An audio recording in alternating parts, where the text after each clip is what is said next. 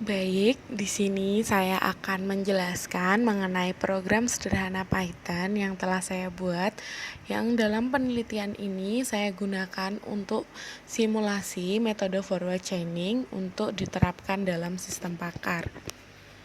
Baik, yang pertama saya menggunakan library time yang digunakan untuk menghitung waktu eksekusi diagnosa. Kemudian saya menggunakan library NumPy yang digunakan untuk memproses array saat evaluasi.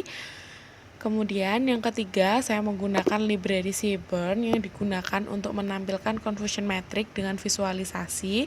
Dan yang terakhir adalah saya menggunakan library sklearn matrix yang digunakan untuk menghitung matriks evaluasi performa, yaitu akurasi, presisi, recall, dan F1 score. Nah, untuk selanjutnya di sini saya mendefinisikan rules atau aturan diagnosa. Aturan diagnosa ini saya peroleh dari hasil wawancara dengan pakar yang berprofesi sebagai dokter spesialis penyakit dalam. Di sini saya menggunakan informasi dari 3 orang pakar. Berdasarkan wawancara tersebut, saya mendapatkan hasil bahwa ada 15 rules yang saya terapkan dalam penelitian ini. Dan rules dari penelitian ini setelah saya verifikasi kembali kepada 3 pakar tersebut dan ketiga pakar tersebut telah menyetujui. Selanjutnya, di sini ada fungsi forward chaining. Fungsi forward chaining di sini meliputi initial facts. Initial facts adalah gejala yang nantinya akan dimasukkan oleh user, dan facts itu adalah salinan dari gejala tersebut sebagai basis pengetahuan awal. Jadi, facts itu akan disamakan dengan rules yang telah ditentukan. Initial facts adalah fakta yang harus dimasukkan oleh user. Jika new facts adalah true atau benar, maka akan terjadi looping atau akan menjalankan perulangan. Pada kode while new facts ini akan mengecek satu persatu rules yang telah ditetapkan di awal. Jika semua gejala dalam suatu aturan ini cocok, maka diagnosa dapat ditambahkan dan kemudian mengembalikan hasil diagnosa akhir. Kemudian pada pengujian performa menggunakan confusion matrix, pada program sederhana ini menggunakan 2 pilihan menu. User diminta untuk memilih menu 1 yaitu diagnosis, dan menu 2 adalah untuk mengukur kinerja sistem.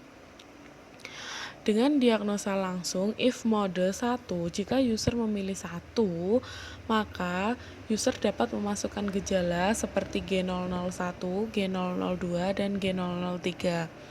Kemudian, program akan mengubahnya menjadi format yang bisa dibaca oleh sistem. Selain itu, program sederhana ini juga menghitung waktu proses diagnosis yang diperlukan, sehingga dapat menampilkan hasil diagnosis yang sesuai. Pada evaluasi performa sistem, jika user memilih 2, maka program akan membandingkan hasil prediksi sistem Y-pred dengan data yang seharusnya Y-true. Kemudian, penerapan confusion matrix dengan menunjukkan berapa banyak yang benar dan berapa banyak yang salah.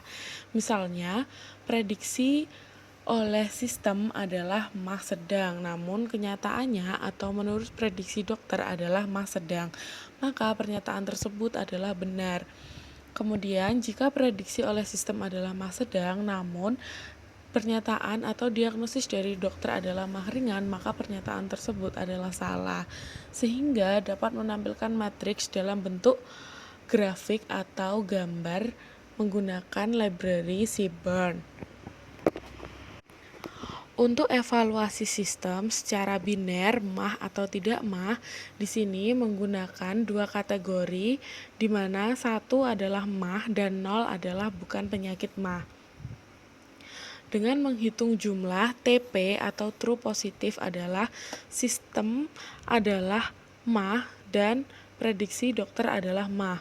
Untuk false positif adalah jika prediksi sistem adalah mah dan diagnosis dokter adalah bukan penyakit mah. Kemudian, true negatif adalah jika sistem memprediksi bahwa bukan penyakit mah, namun diagnosis dokter memang bukan penyakit MAH. Kemudian false negatif, apabila prediksi sistem adalah bukan penyakit MAH namun diagnosis dokter adalah penyakit MAH. Kemudian akan diterapkan rumus menghitung untuk akurasi, presisi, recall, dan event score, di mana akurasi ini menghitung seberapa sering prediksi sistem itu benar. Untuk presisi, dari semua yang dikira MAH, berapa yang benar-benar mengalami penyakit MAH. Kemudian untuk recall, dari semua yang menderita penyakit MAH, berapa yang berhasil ditemukan. Kemudian untuk event score adalah gabungan dari presisi dan recall. Setelah itu menampilkan hasil evaluasi dengan menampilkan hasil kinerja sistem dalam bentuk angka desimal atau 2 angka di belakang koma. Kemudian setelah di running, maka output yang dihasilkan akan menampilkan 2 menu. Yang pertama adalah diagnosa, di mana user dapat memasukkan info gejala yang dialami, seperti G001, G002, G003, G004, G0011, dan G0012. Di sini dengan hasil diagnosa adalah MAH ringan dengan waktu eksekusi adalah 0,000 detik. Kemudian jika dicoba dengan menu 1,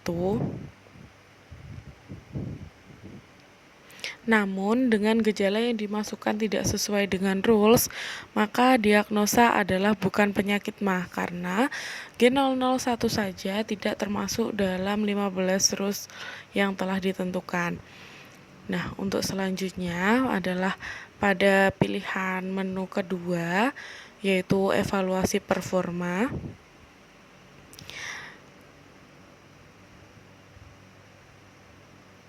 Nah, pada evaluasi performa ini nantinya adalah menampilkan hasil dari confusion matrix, yaitu dengan hasil true positif atau TP adalah 32 data, kemudian false positif yaitu 1 data, kemudian true negatif adalah 5 data, dan false negatif adalah 2 data. Dengan hasil evaluasi matriks adalah akurasi sebesar 90%, presisi sebesar 96%, recall sebesar 92%, dan event score sebesar 0,94%.